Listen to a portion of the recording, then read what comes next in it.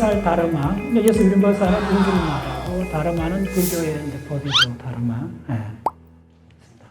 오늘 이 자리가 마련된 것은 사실 정목 스님이 이제 큰 원을 세워갖고 이영자라는 그 무형문화재 금속 입사장 A4 용치 크기만한데 부처님상 그 10장을 만들었는데 10개를 만들었는데 그 중에 하나가 지금 오늘 강의 주제하고 관련이 있어요. 이 작품입니다. 이 속에 유니버설 랭귀지, 유니버설 다르마가 얼추 들어있어요. 보시면 잘 아는 이 이꼴렘시죠. 좀 플레이하면 이게 바로 아인슈타인의 그 노벨상 받았던 아인슈타인의 강전 효과하고 관계 있는 공식입니다. 예. 그 다음에 CHNOP는 뭐냐면 행성지구의 생명의 그 흐름입니다. 생명의 현상은 이 엘리먼트, 원소, 탄소, 수소, 질소, 산소, 인 대략 한 5가지 엘리먼트의 대기 중 아주 빠른 순환 사이클로 볼 수가 있는 거죠. 자, 그 다음에 이제 오늘 강의의 중요한 주제 중에 하나가 W 입자입니다. 네, W 입자인데 여기 플러스 입자가 있고 마이너스 입자 있어. 이 W 입자는 무게가 얼마나 가느냐 하면 양성자 무게의 80배쯤 돼요. 엄청 무거운 거예요. 네, 그게 1980년대에 유럽 CERN 가속기에서 발견이 됐어요. 네. 그 다음에 이제 요 G0란 입자, 요 제로란 말이 전기가 제로란 말인데 G0 입자하고 W 플러스 마이너스 입자하고 있습니다. 그 다음에 요거는 이제 양자역학에서 나오는 그 슈레딩거 이퀘이션을 풀면 나오는 웨이브 펑션입니다. 웨이브 펑션에서 NLM이라는 게 뭐냐 하면 요것은 N이 프린시플 퀀텀 넘버라 그래서 원자핵 주위를 전자가 도는데 얼마나 떨어져서 돌고 있는가 그럽니다. 요 세 가지 양자수, 잘 보시면 NLM 요 세 가지 양자수의 마지막으로 스핀 양자수를 결합하면 4개의 양자수가 나와요. 그 4개의 양자수를 갖고 92가지 주기율표가 다 만들어집니다. 그 다음에 요거 보시면 P, E, 감마라 되어 있는 요거는 뭐냐면 P는 양성자고 프로톤, E는 전자고 감마는 포톤, B달림입니다. 그래서 우주에 있는 거의 대부분 일은 이 포톤하고 전자하고 양성자, 전자, 빛 요 세 가지 입자의 무한 중첩 현상으로 보고 있어요. 지금 과학에서는. 그 다음에 이제 요거 보시면 요게 슈레딩거 이퀘이션이고 요거에 GU라고 있는 게 있습니다. 요게 바로 일반 상도성 이론에서 가장 중요한 메트릭 텐서라는 겁니다. 요게 4x4 매트릭스인데 요 4x4 매트릭스를 2번 미분하는 거예요. 공변 미분이야. 2번 미분하면 우주의 공률이 나옵니다. 참으로 놀란 거예요. 요 손바닥만한 요거에 우주에 필요한 랭귀지는 다 들어있습니다. 웬만한 거 다 들어있습니다.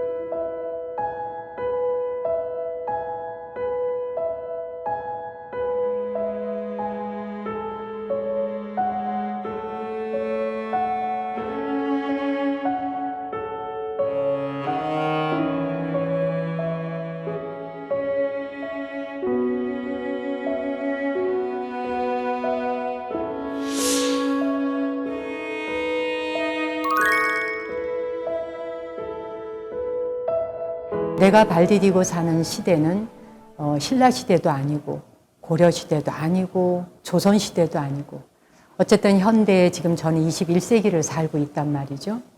그러면 그 옛날에 초창기에 저런 다보탑이나 석가탑을 만드셨던 분들이 불교의 진리를 저렇게 담아내고 싶어 하셨듯이 이 시대에 우리는 어떻게 불교를 담아낼 것인가. 금강경은 부처님께서 깨달음을 얻으신 이후에 가장 지혜가 반짝반짝 빛이 날 때, 별처럼 빛날 때의 그 깨달음을 원음 그대로 옮겨 놓은 경전이라. 그래서 이제 금강경 4구계를 담고, 그리고 이제 그 가운데에 이제 제가 유니버셜 랭귀지를 담은 것은 그 박문호 박사님의 자연과학 세상이라고 하는 그 공부 모임을 만나서 유니버셜 랭귀지라고 하는 책을 선물을 받았는데, 제일 앞에 그 표지가 그 우주의 언어들로 빼곡하게 있었어요. 그 중에 제가 아는 것은 한 2-3개밖에 없었던 것 같고요. 나머지는 무엇인지도 모르겠는 기호들이 제 눈에는 너무나 아름다운 문양으로 들어오더라고요. 근데 직감적으로 알았어요. 우주의 비밀을 담고 있구나. 이거를 뭔가 작품으로 형상화해야 되겠다. 이 작품은 사실 그냥 손 가는 대로 마음 가는 대로 그냥 먼 옛날을 상상하면서 그냥 쭉 그려냈거든요. 그려냈는데 저는 사실 이런 기호나 이런 뭐 상형 문자 같은데 좀 관심은 많아가지고 그쪽을 작품화해서 많이 하기는 했어요, 그동안. 근데 이렇게 금강경에다가 이렇게 접목시켜서 한다는 거는 생각을 못 했는데, 어떻게 보면 편하게 작품을 한 것 같기도 하고. 대칭. 이것밖에 없어요. 자연과학에서 뭘 딱 하나만 끄집어냈을 때 모든 것을 설명할 수 있는 단어가 있느냐? 있다, 이거죠. 뭐냐면 대칭이에요. 대칭이에요. 우주가 생긴 것도 대칭이 있었고, 먼저 대칭이 있었고, 그 대칭이 끼어져서 우주가 생겼다는 거예요. 무슨 신화 같은 이야기처럼 들릴 수가 있는데 그렇지 않아요. 이건 굉장히 엄밀한, 모든 수학자나 물리학자들이 가장 좋아하는 단어가 대칭이라는 단어예요. 그 완벽한 대칭은 뭐라고도 일컬을 수 없는, 그래서 그 유비관계가 비슷한 게 불교에서 진여, 뭐 법성, 공, 반야, 이런 개념하고 거의 같아요.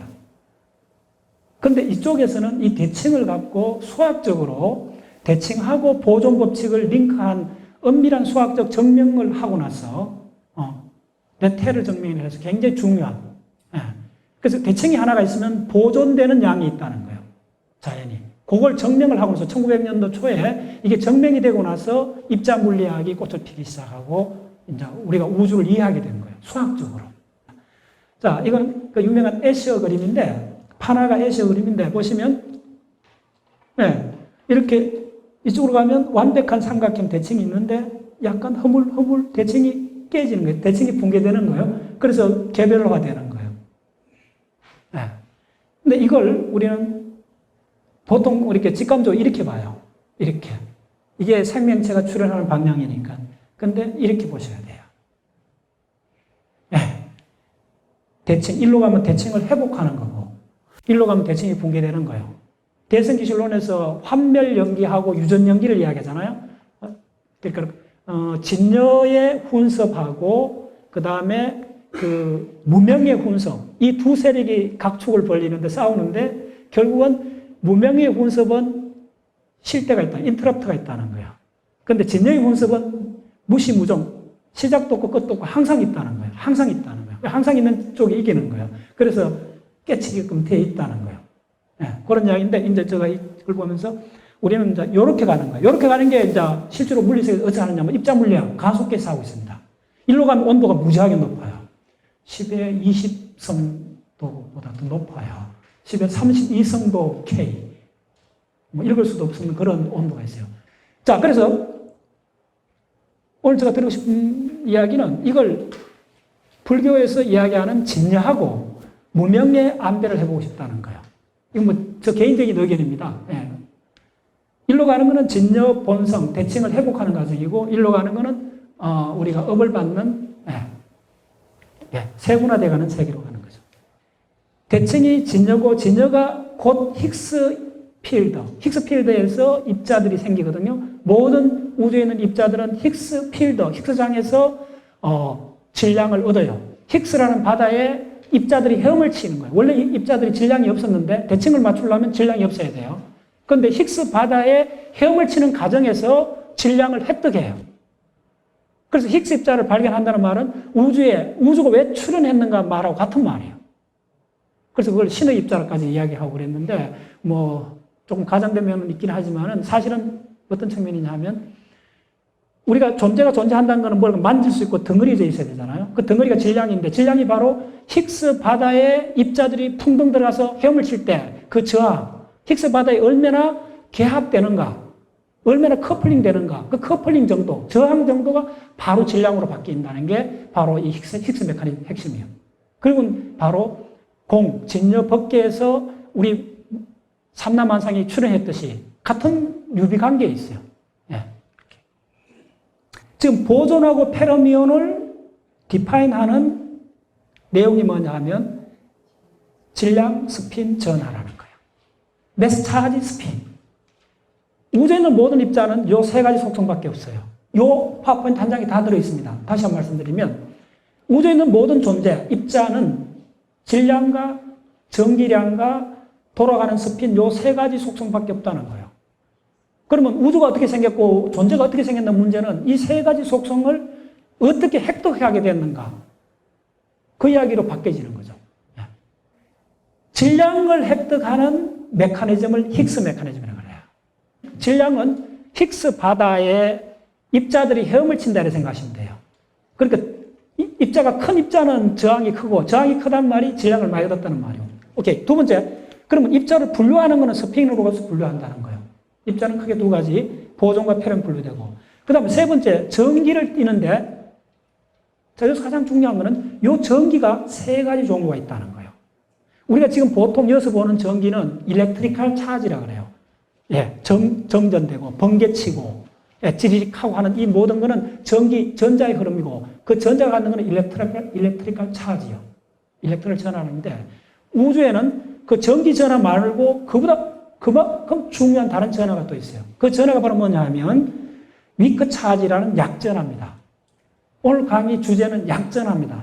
여러분 약전하만 이해하시면 돼요.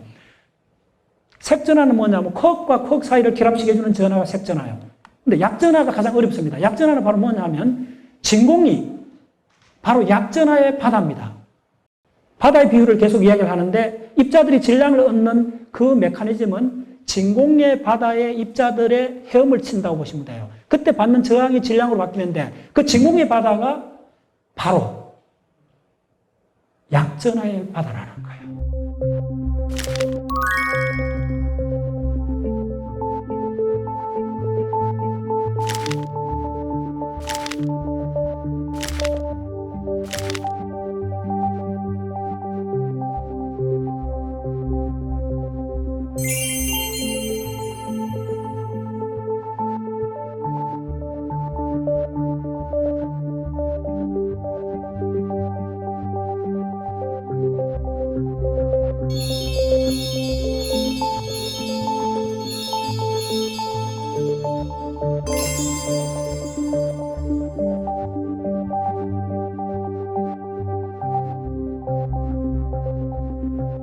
빛은 우리가 눈만 뜨면 볼 수 있어요. 우리 지구상에 있는 모든 동물들은 빛 알갱이를 디텍트할 수 있는 망막이 다 있어요. 전기 전하는 항상 알아요. 감전되고 말잖아요. 온몸이 떨릴 정도로 느끼잖아요. 불을 끄면 깜깜하잖아요. 태양이 뜨잖아요. 전부 다 이거 뭐냐면 전자기장이에요. 우주에는 그것만 있는 것이 아니고 약전하로 된 전기가 있다는 거예요. 전하가 있다는 거예요. 위크 차지. 바로 이 위크 차지, 약전하에서 하는 게 뭐냐면 방사선 붕괴, 별 속에 일어나는 비밀은 다 이쪽에 있습니다. 기실론에서 이야기하는 거죠. 진역. 저는 어떻게 보느냐 하면 진여가 바로 진공, 백큐, 진공장이라고 보시면 돼요. 근데 그거에 무명의 바람이 돈연이 일어나는 거예요. 혼연이. 그러면, 불생물별의 진여가 생멸하는 무명을 만나서 결합한 게 아레아식이죠. 네. 그 아레아식이 생을 만드는 거죠. 그게 바로 심생멸문에 해당되는 거죠. 근데 결국은 이제 무명의 그 혼련한 그 일으킴이 동시에 우리가 보이는 객관 세상과 보는 존재를 한꺼번에 만들어요. 예. 이걸 전상이라 그러고 부를 전자, 그 다음에 능견상, 예, 보는 자와 보이는 대상, 드디어 우주가 출현한 거죠. 그게 바로 무명의 바람이라고 그러죠. 예. 요 전체를 보시면 제가 수첩을 스캐닝을 했는 겁니다. 수첩 스캐닝 보면 요게 우주의 네 가지 힘이 어떻게 분화되어 나오는가. 요거 이야기예요. 자, 우주의 이게 빅뱅입니다. 요 선이. 빅뱅에서 중력, 그 다음에 스트롱 포스, 위크 포스, 일렉트로마그네틱 포스가 이렇게 분화되어 나오는데 이때 온도는 10에 32성도 갭니다. 요 중력이 처음 딱 분화될 때 시간은 10에 43성초. 네. 중력이 독립돼 나오죠. 그 다음에 어떻게 되면 여기서 스트롱 포스가 나오는데 그 다음에 일렉트로마그네틱 한꺼번에 봅니다. 그래서 지금 이쪽에 요거 분화되는 요 위치 따라가 보면 100기가 일렉트론 볼트쯤 돼요. 100기가 일렉트론.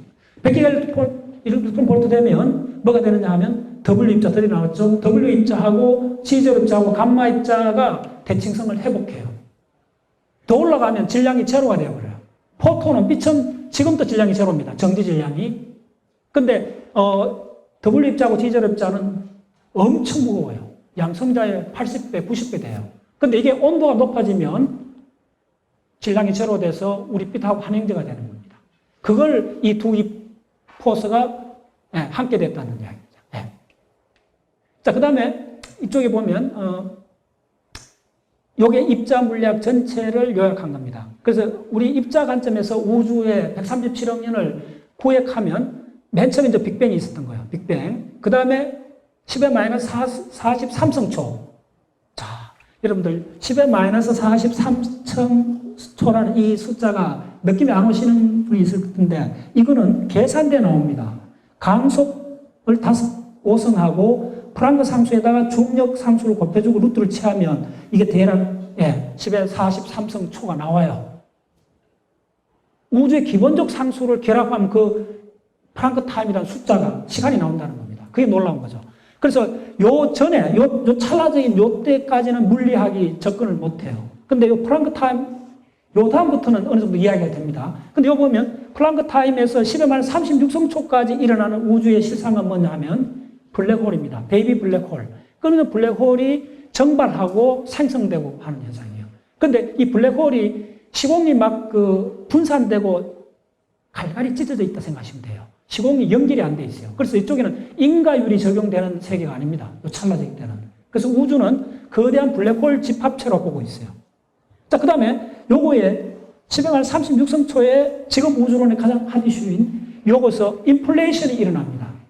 우주가 양성자보다 적었다가 10의 50성배로 폭발적으로 늘어나요. 찰나적인 순간에. 근데 이걸 누가 믿어?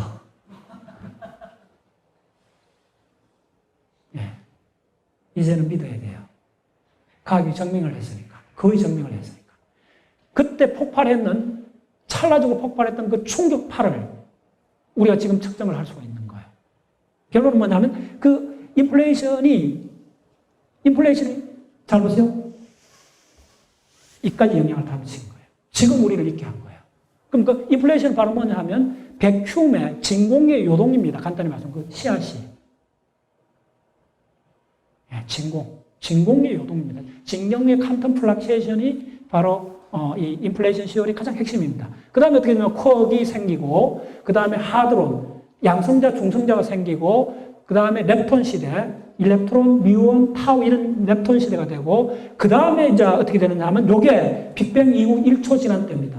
원세컨드. 1초 지났을 때 뭐가 되느냐 하면 그때부터 라디에이션 도미넌트, 빛의 우주가 돼요. 빛의 우주가 5만 5천 년 지났을 때 뭘 바뀌느냐 하면 메타 물질 도미넌트 우주로 바뀌어요. 그 다음에 어떻게 되느냐 하면